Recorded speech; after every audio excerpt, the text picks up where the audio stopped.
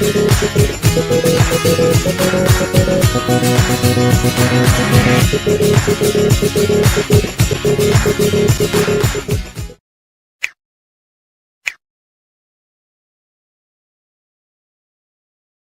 Pertahanan RI Prabowo Subianto mendapat pangkat Jenderal TNI Kehormatan.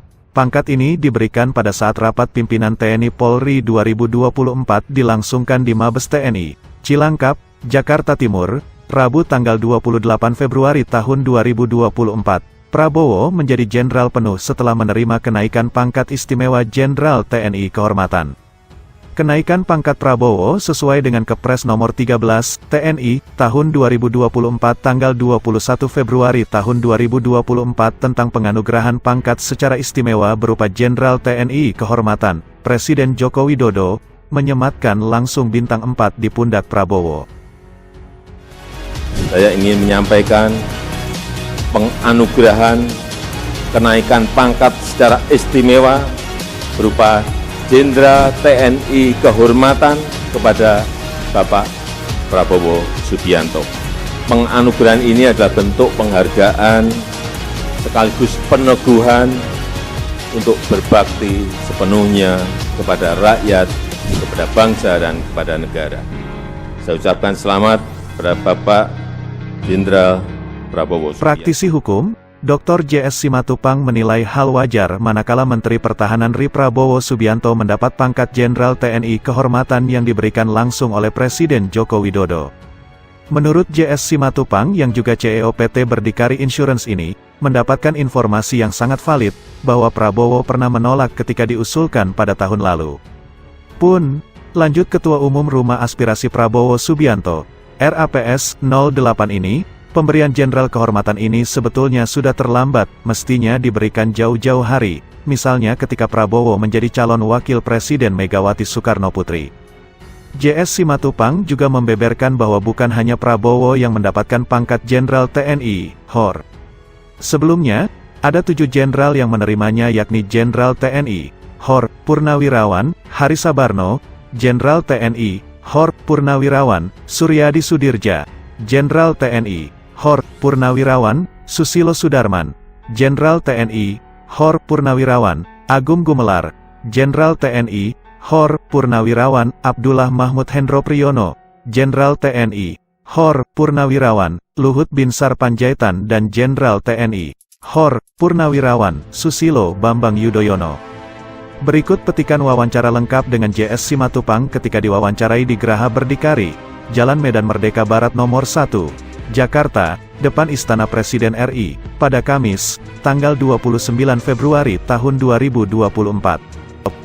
Pemberian gelar yang diterima oleh Pak Prabowo Subianto kemarin dari pemerintahan ya, melalui Presiden, menurut hemat saya, hal yang wajar buat siapapun putra-putri Indonesia yang mempunyai loyalitas ya dalam berbagai provinsi. Khususnya kepada Pak Prabowo, saya kira kita tidak terlalu jauh membedah kenapa harus diberikan. Hemat saya, secara melihat sejarah ke belakang daripada Pak Prabowo, ini seyogianya sudah dapat diberikan sejak beliau menjadi pernah mencalonkan wakil presiden bersama Ibu Mega.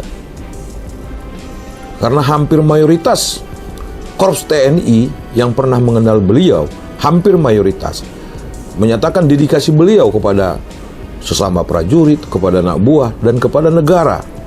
Itu begitu hebat. Ini yang diceritakan oleh para yang berteman dekat, satu angkatan, di atas angkatan, dan di bawah angkatannya. Jadi pemberian itu kemarin, hemat saya malah sudah terlambat. Nah, soal adanya teman-teman atau praktisi lain yang menyatakan ini tidak layak sebagainya, itu penilaian sah, tetapi melakukan pembenaran dalam kesalahan. Pendapat yang melakukan pembenaran dalam kesalahan. Seseorang yang dinyatakan telah melakukan suatu perbuatan pelanggaran hukum, itu harus jelas loh. Kita ini sudah mempunyai instrumen di negara ini. Ada tahapannya. Siapapun itu yang melakukan tahapan. Terkadang Presiden zaman SBY selalu membentuk tim. Kalau dia masih aktif, ada tim penyelidiknya. Kalau sipil juga ada, sampai penyidikan, sampai ke pengadilan. Instrumen di negara ini sudah lengkap. Nah, kita boleh ingat, instrumen ini tidak pernah ada diberlakukan kepada Bapak Prabowo. Nah, kenapa mesti diributkan hal yang kayak begini? Seyogianya saya kira para praktisi politik, praktisi hukum, ya, praktisi sosial budaya harus mencari figur-figur putra-putri Indonesia yang layak mendapat seperti penghargaan begini dari negara. Bukan mempersoalkan kenapa diberikan. Kalau kita hanya karena memang tidak sependapat, hal wajar aja. Tapi jangan menjolimi peraturan. Ya, bukan menjolimi orangnya, hemat saya yang paling sedih. Menjolimi peraturan. Seolah-olah diangkat ke permukaan peraturannya, tetapi itu tidak berlaku kepada yang bersangkutan. Saya mau katakan begini, tidak ada satupun pelanggaran hukum yang sudah dinyatakan invalid oleh penegak hukum yang mengerti hukum, tidak melakukan pembenaran kesalahan sampai saat ini. Ketika Pak Prabowo masih aktif, apa keputusan dari sana? Boleh dicek.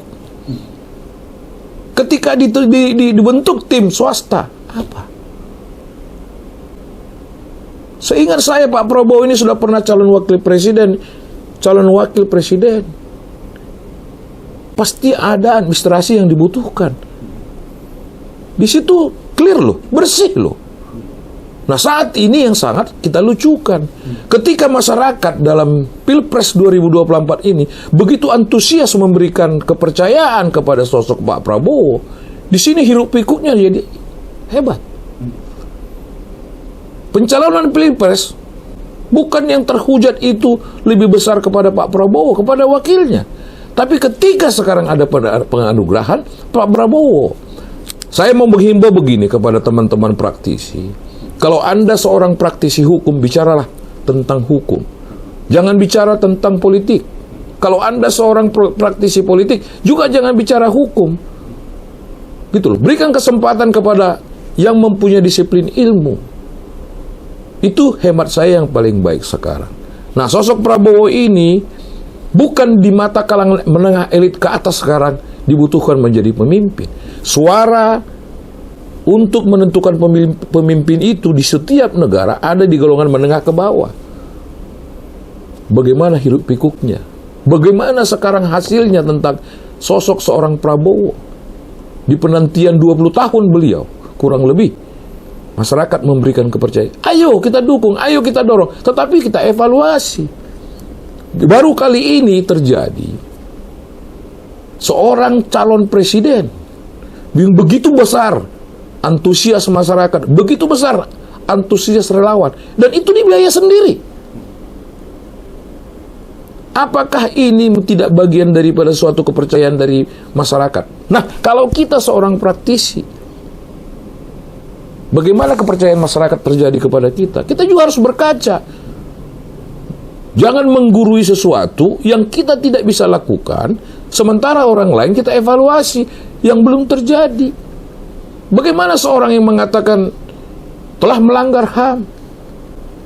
Tidak ada upaya kita untuk melakukan benar tidak itu. Ayo dong, kalau praktisi hukum mengatakan itu melanggar HAM, kenapa tidak dilakukan action? Sekian lama loh. Ini tidak pernah terjadi. Nah, hemat saya, ayo kepercayaan yang diberikan kepada Pak Prabowo kita melekatkan dalam diri kita, khususnya kepada Pak Prabowo dengan tim. Kita awasi dengan baik. Nah, begitu juga kepercayaan yang diberikan pemerintah tentang usulan dan disahkannya menjadi kenaikan pangkat luar biasa ini. Kita boleh bertanya kepada diri kita. Saya mendapat informasi yang sangat valid bahwa Pak Prabowo menolak ini. Dan ini tahun lalu sudah mau diusulkan. Silakan para teman yang lain bertanya kepada Dewan Etik TNI, kepada Kesekretariatan Negara. Bahkan sebenarnya sebelum ini dilakukan oleh Pak Presiden, Pak Prabowo itu juga menolak. Tapi ketika itu menjadi bagian diskresi seorang kepala negara, panglima tertinggi di negara kita ini, kita juga harus hormati. Jangan ketika Pak Jokowi itu berada di satu kalangan, begitu mulia beliau. Tapi ketika beliau itu berpindah ke satu galangan kapal, begitu beliau itu tidak baik di mata kita, tidak boleh. Ya, kemandirian seseorang itu pasti ada perbedaan yang dia lakukan dalam hal tertentu. Ya, jadi mari kita syukuri nikmat yang dapat dirasakan oleh orang lain melalui kita. Mari kita evaluasi yang tidak nikmat akan diberlakukan orang lain kepada kita. Jadi hemat saya, Pak Prabowo layak dan putra-putra yang lain. Saya bisa kasih contoh. Masih banyak pejabat TNI, Polri yang belum mendapat kesempatan seperti ini. Ayo dong praktisi ini mencetuskan ini. Saya kasih contoh satu di Sumatera Utara. Kayak Pak A.E. Mahinihurik itu pahlawan. Yuk kita usulkan. Saya nggak tahu dia diusulkan menjadi pahlawan apa belum. Itu layak. Nah, di Jawa banyak yang harus diusulkan menjadi pahlawan. Ini yang dievaluasi para praktisi sejarah, praktisi politik khususnya dengan praktisi hukum. Jangan selalu mengevaluasi, kalau besok ini bagaimana nanti, kalau ini besok bagaimana nanti. Wong tidak terjadi, mau dihalalkan menjadi terjadi. Jadi saya harap teman-teman, yuk disiplin ilmu kita ini kita buat menjadi hal yang baik dan bijak kepada masyarakat, secara khusus juga menjadi pengawas kepada para pemimpin yang diberikan kepercayaan amanah daripada masyarakat.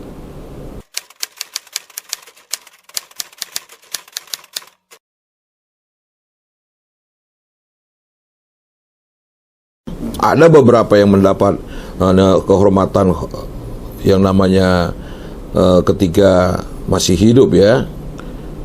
Ada Pak Edi Sarwo Edi, ya, Susilo Sudarman, ya,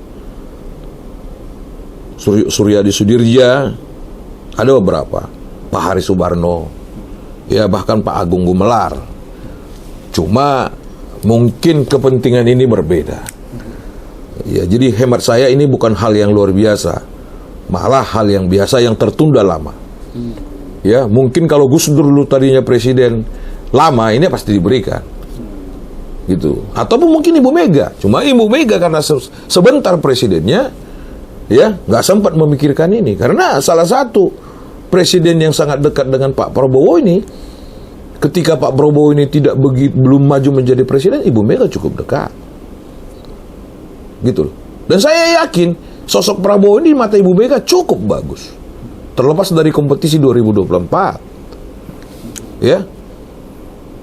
Itu yang saya mau katakan, bahwa sosok Pak Prabowo ini bukan sebagai awal pemberian. Sudah banyak para seniornya yang menerima ini.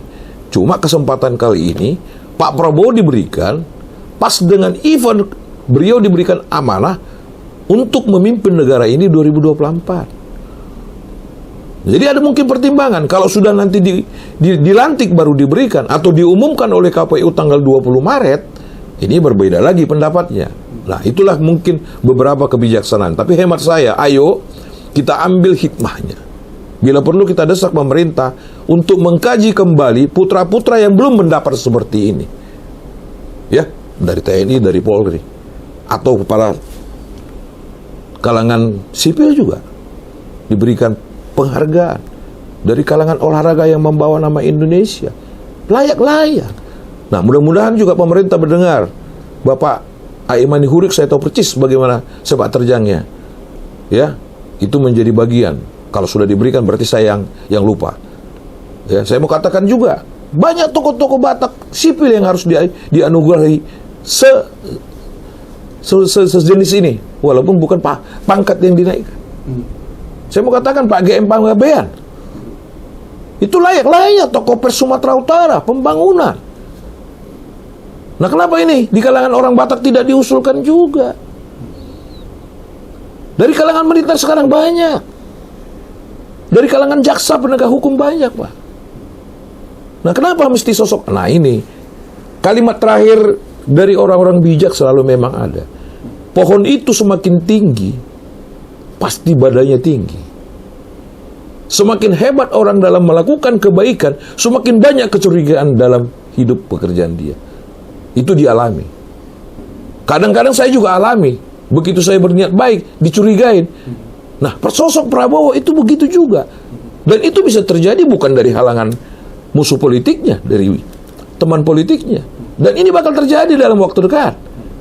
Pak Prabowo ada begitu banyak antusias orang dekat dia. Teman bisnis, teman TNI. Pasti ada itu yang merasa berpikir, akulah di dekatnya, di sini. Tapi Prabowo harus menentukan isi kapalnya yang memang mumpuni. Lebih banyak yang tersingkir daripada yang dipakai. Ini juga menjadi bagian hal seperti ini. Itu kira-kira hemat saya. Tetapi saya ingatkan kepada teman-teman hanya satu. Ketika masyarakat dengan yang tersebut suara rakyat adalah suara Tuhan. Diberikan sekarang amanah kepercayaan kepada Pak Prabowo. Ayo kita kawal dengan baik. Itu kesan dan pesan yang saya ikut serta menerima amanah ini dari rakyat. Menerima amanat ini untuk Pak Prabowo. Saya turun itu di 36 kabupaten lebih. Secara khusus Sumatera Utara. Bagaimana antusias itu menginginkan Pak Prabowo. Dan saya akan sampaikan ini kepada Pak Prabowo. Khususnya kami masyarakat Sumatera Utara. Lebih khusus lagi masyarakat Tapanuli. Boleh dilihat sekarang. Kepercayaan masyarakat Tapanuli kepada Pak Prabowo. Dan pendampingnya Saudara Gibran. Hemat saya, begitu juga daerah-daerah suku lain. Yuk ini kita kawal, begitu Pak Presiden nanti dilantik. Ini yang menjadi tugas bagian kita sebagai praktisi, sebagai warga negara yang mempunyai talenta berpikir, berperilaku, dan mengutarakan disiplin ilmu yang kita miliki. Yang kami hormati Pak Prabowo, dari masyarakat Tapanuli secara umum dan khusus, dan teman-teman yang begitu mengimpikan Bapak menjadi presiden, kenyataan awal sudah terlihat di hasil sementara quick count dan juga berita media, dan suara masyarakat itu realita. Sekarang lebih realita lagi, dapat suatu kesempatan penghargaan dari pemerintah. Kami aturkan selamat, Pak, dan mengingatkan jangan sampai lupa, Pak, keinginan masyarakat. Kalau janji Bapak, pasti nanti ada yang lupa, tidak apa-apa, Pak. Tapi keinginan masyarakat Bapak jangan lupa. Supaya teamwork Bapak lebih berempati, melakukan sebagian yang diinginkan masyarakat. Saya tidak akan mengatakan full. Terima kasih, Pak. Salam hormat kepada tim. Dan kami juga bagian daripada relawan Bapak. Selalu dilindungi Tuhan, sehat selalu, dan penuh senyum yang dimulai dengan jogetnya. Horas, Pak, saya JS Simatupang.